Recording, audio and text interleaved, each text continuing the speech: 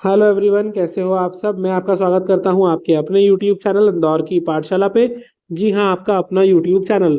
और हम लेकर आ गए हैं बीबीए फर्स्ट ईयर वाले बच्चों के लिए बिजनेस इकोनॉमिक्स के हिंदी और इंग्लिश दोनों मीडियम में मोस्ट मोस्ट इंपॉर्टेंट क्वेश्चंस। ये आपके पूरा सिलेबस कवर करता है।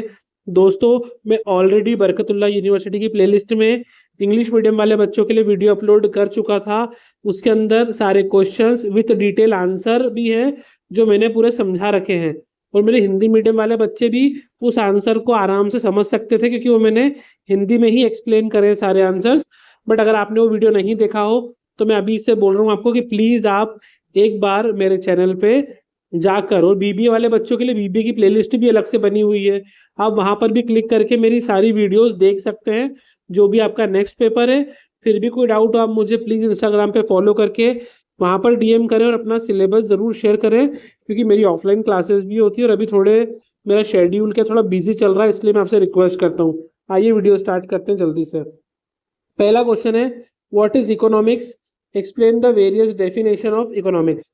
अर्थशास्त्र क्या है, इसकी विभिन्न परिभाषाओं के बारे में समझाना है। देखिए, आपको एडम स्मिथ की परिभाषा, अल्फ्रेड मार्शल की परिभाषा, इसके बाद जेबीसे की परिभाषा, पिगू की परिभाषा, जो भी आपको अलग अलग उन्होंने इकोनॉमिक्स की परिभाषा दे रखी है, economy is wealth, economic is welfare, ऐसे अलग अलग आपको जो डेफिनेशन है वो आपको याद करके रखना है, वो एग्जाम में आ सकती है। सेकंड है, describe the scope and nature of business economics. व्यवसायिक अर्थशास्त्र के कार्य क्षेत्र और इसकी प्रकृति का वर्णन कीजिए। आपको ये बताना है कि व्यवसायिक अर्थशास्त्र होता क्या है, इसका स्कोप क्या है, और उसको डिटेल में उसके नेचर को एक्सप्लेन भी करना है। नेक्स्ट क्वेश्चन है, discuss the economic thought of Acharya Kautilya. तो आचार्य कौटिल्य के आर्थिक विचारों पर चर्चा कीजिए। देखिए, आपको कौटिल्य का जो अर्थशास्त्र है उसके ऊपर एक शॉर्ट नोट तैयार कर लेना है। कौटिल्य के बारे में बहुत ज्यादा चांस है कि आपसे एग्जाम में पूछ सकते हैं, तो ये कौटिल्य के बारे में आप पढ़ के रखिए। और एक अमर्त्य सेन के बारे में भी पढ़ के रखिएगा। नेक्स्ट क्वेश्चन है, explain the historical background of economics in India. Bharat में अर्थशास्त्र की ऐतिहासिक पृष्ठभूमि की व्याख्या कीजिए। देखिए, भारत में इकोनॉमिक्स प्राचीन समय से चलते आ रहा है। अर्थशास्त्र को हम विज्ञान और कला, माने साइंस और आर्ट दोनों मानते हैं। इसमें आपको कौटिल्य के बारे में भी लिखना पड़ेगा, अमर्त्य सेन के बारे में भी लिखना होगा, और भी आप उसमें पुराना हिस्टोरिकल बैकग्राउंड ऐड कर सकते हैं। देखिए, इनके आंसर अगर आपके पास सीरीज हो तो उसमें से कर लेना, नहीं हो तो सीधा आप एआई का यूज करो। जो भी आप टूल यूज करते हो उससे आप इनके आंसर निकाल के बस पढ़ लो एक दो बार। नेक्स्ट क्वेश्चन है, define managerial economics and discuss it's characteristics. प्रबंधकीय अर्थशास्त्र को परिभाषित कीजिए और इसकी विशेषता बताइए। पहले आपको डेफिनेशन लिखना है। देखिए, इकोनॉमिक्स में भी आपको फ्लो चार्ट या जैसे आपने कैरेक्टरिस्टिक लिख के इसके 1 2 3 4 जितने भी पॉइंट याद है वो आप उनको लिख के फिर बाद में आप उनको एक्सप्लेन कर दोगे, तो इससे आपको नंबर बाकी बच्चों से अच्छे मिल जाएंगे। नेक्स्ट क्वेश्चन है, discuss the scope of managerial economics in detail. प्रबंधकीय अर्थशास्त्र के कार्य क्षेत्र पर विस्तार से चर्चा कीजिए। 5 और 6 मिला के क्वेश्चन एक लॉन्ग में भी आ सकता है, या अलग अलग भी क्वेश्चन पूछ सकते हैं इससे। What is the role of managerial economist in the business decision making. व्यवसायिक निर्णय लेने में एक प्रबंधकीय अर्थशास्त्री की क्या भूमिका होती है।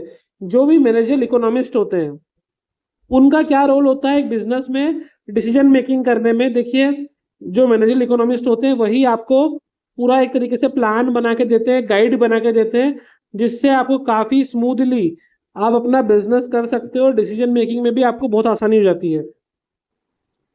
नेक्स्ट क्वेश्चन है, explain the meaning, merits and demerits of inductive method.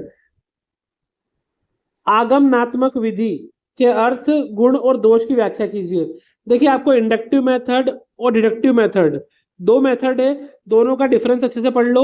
दोनों में क्या अंतर है तो आपके कोई भी क्वेश्चन आएगा तो बन जाएगा। इसके मेरिट्स और डीमेरिट्स इनको भी पॉइंट्स में याद कर लेना आप, इनके गुण क्या होते हैं और दोष क्या होते हैं। अगला क्वेश्चन वही लिखा है हमने, डिफरेंस लिखना है आपको इंडक्टिव और डिडक्टिव मेथड में, आगमनात्मक और निगमनात्मक विधियों के बीच में अंतर। अगर आप अंतर याद कर लोगे तो 8वां क्वेश्चन भी आप बना पाओगे, और जो 10वां क्वेश्चन आने वाला है वही बन जाएगा आपसे। अगला क्वेश्चन है, why are both inductive and deductive necessary for economic study. आर्थिक अध्ययन के लिए प्रेरण मतलब वही आपका आगमन और निगमन दोनों क्यों आवश्यक है? देखिए ये दोनों इसलिए जरूरी है क्योंकि एक जर्नल व्यू से स्पेसिफिक व्यू पे जाता है और एक स्पेसिफिक व्यू से जर्नल व्यू पे जाता है। दोनों ही हमारे लिए जरूरी है इकोनॉमिक स्टडी के लिए। नेक्स्ट क्वेश्चन है what is the law of demand? मांग का नियम क्या है? Explain its major exception.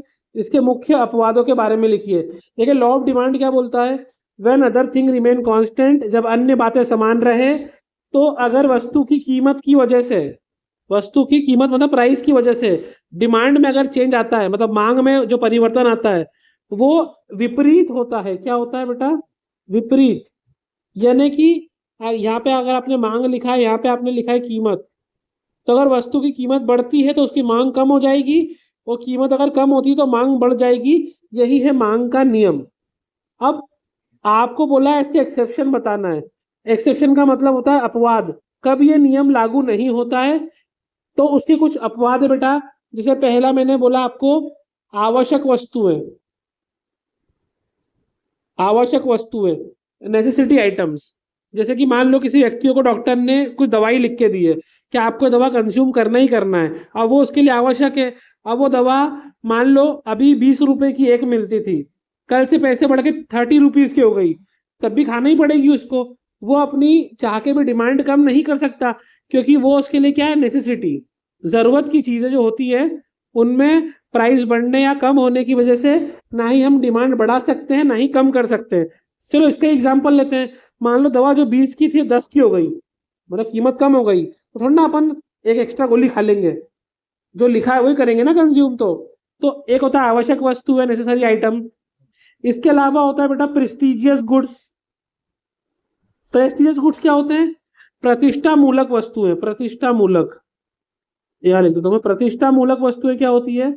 जो आपका स्टेटस दिखाती है, जैसे कि सोना चांदी, या फिर आप महंगा आईफोन वगैरह यूज करते हो, तो सबको पता है कि ये महंगा है, फिर भी उसकी डिमांड बढ़ती है मार्केट में। क्यों बढ़ती है? क्योंकि ये आपकी रेपुटेशन शो करता है। डायमंड लोग पहनते हैं, क्यों पहनते हैं? भले ही महंगा है पता है, फिर भी उसकी डिमांड हमेशा रहती है क्योंकि वो लोगों की रेपुटेशन शो करता है। इसके अलावा मैं आपको बोल रहा हूँ कि गिफन गुड्स होते हैं, घटिया क्वालिटी का माल, उनकी डिमांड कितनी भी बढ़े कितनी भी कम हो, कोई उस पर फर्क नहीं पड़ता कीमत कीमत से। मान लो कोई खराब क्वालिटी के कंकड़ वाले चावल बिक रहे मार्केट में, पहले 10 रुपए किलो बिक रहे थे, अब अगर 8 रुपए किलो भी हो गए, तो कौन सा बहुत ज्यादा उसकी मांग में परिवर्तन आ जाएगा? कुछ भी नहीं होगा। तो ये हैं कुछ उसके एक्सेप्शंस।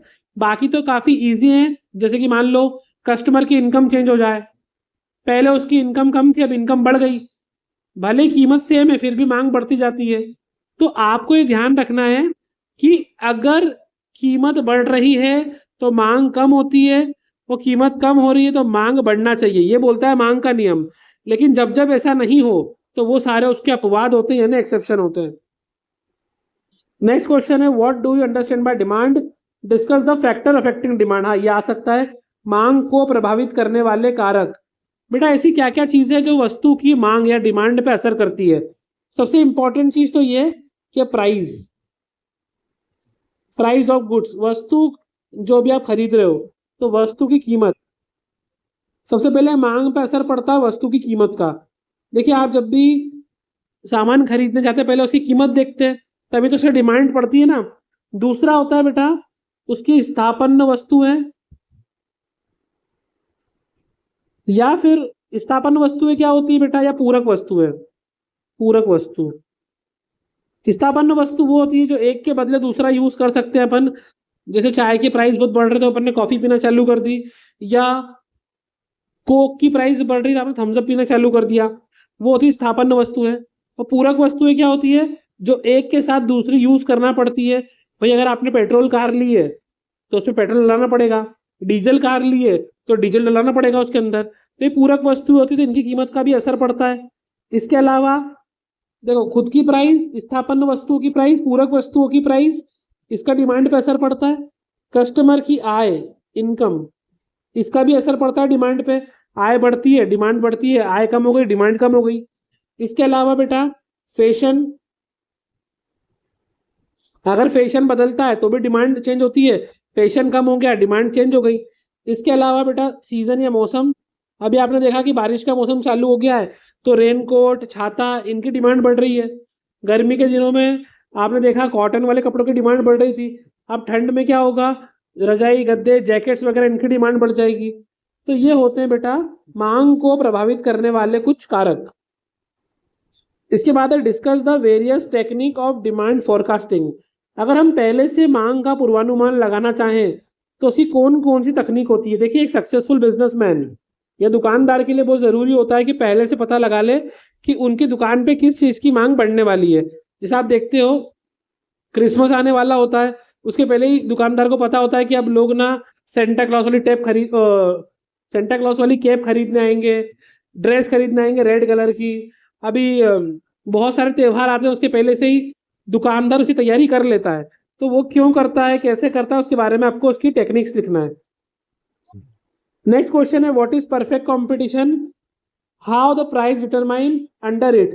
पूर्ण प्रतियोगिता बाजार क्या है, इसके अंतर्गत मूल्य निर्धारण कैसे होता है। देखिए, परफेक्ट कंपटीशन या पूर्ण प्रतियोगिता बाजार वो होता है जहां पर बहुत सारे बायर होते हैं, मतलब खरीदने वाले होते हैं, बहुत सारे बेचने वाले होते हैं, सेलर भी बहुत सारे होते हैं। कोई भी इंसान आके अपना व्यापार शुरू कर सकता है, फ्री एंट्री फ्री एग्जिट होती है, सभी के पास लगभग सेम वस्तुएं मिलती है।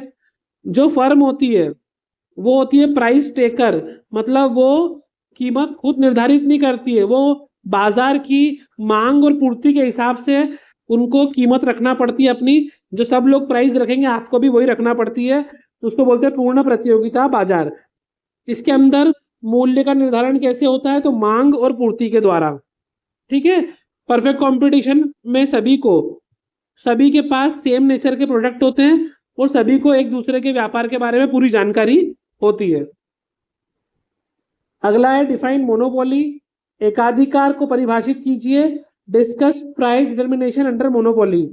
एकाधिकार के अंतर्गत मूल्य निर्धारण कैसे होता है। देखिए, एकाधिकार मोनोपोली का मतलब होता है जहां पर बेचने वाला तो एक ही है पर खरीदने वाले बहुत सारे हैं। तो सेलर जो होता है उसके पास एक ऐसा प्रोडक्ट है मान लो जो मार्केट में किसी के पास भी नहीं है, तो उसके ऊपर एकाधिकार है। जैसे हमारे यहाँ पे इंडियन रेलवे के पास पूरा राइट है, ट्रेन सिर्फ इंडियन रेलवे चला सकती है, कोई और ट्रेन नहीं चला सकता। तो वो अपने हिसाब से ट्रेन कब चलाना है, कहाँ चलाना है, किस एरिया पे चलना चाहिए, कितनी बजे चलना चाहिए, उसका किराया कितना होने वाला है, जर्नल का, स्लीपर का, एसी का, वो सब कौन डिसाइड करता है, रेलवे, क्योंकि उनके पास क्या है, उसकी मोनोपोली, एकाधिकार। हमारे यहाँ नोट छापने का काम किसके पास है, आरबीआई के पास, जो हमारी सेंट्रल बैंक है, तो उसके पास का मोनोपोली है। तो मोनोपोली यही होती है, जैसे मान लो कोई डॉक्टर है या डॉक्टर छोड़ो एक रिसर्चर है, मेडिकल रिसर्चर, उसने ऐसी दवाई बना ली जिसको खा के कोई इंसान कभी बीमार नहीं पड़ सकता। अब वो दवाई सिर्फ उसी के पास है, किसी और के पास है ही नहीं, तो वो मन चाहा प्राइस रख के उसको बेच सकता है, क्योंकि वो अकेला सेलर है और खरीदने वाले बहुत सारे हैं। उसका क्लोज सब्स्टिट्यूट मार्केट में किसी के पास भी नहीं है, ना ही कोई व्यक्ति उसके आसपास भी है। तो ये होता है हमारा एकाधिकार। और नेक्स्ट क्वेश्चन है difference between perfect and pure competition. पूर्ण प्रतियोगिता और शुद्ध प्रतियोगिता के बीच में अंतर बताइए। तो गाइज ये थे आपके टॉप 16 क्वेश्चंस, इनको तैयार कर लीजिए और प्लीज नेक्स्ट जो भी पेपर हो आप एक बार बीबीए की प्लेलिस्ट और बरकतुल्लाह यूनिवर्सिटी की प्लेलिस्ट प्लीज प्लीज चेक कर लीजिएगा। हिंदी मीडियम वाले बच्चों से रिक्वेस्ट है आप प्लीज मुझे इंस्टाग्राम पे फॉलो करके वहां पर आपका हिंदी मीडियम का एक बार सिलेबस जरूर शेयर कर दीजिएगा। All the very best guys.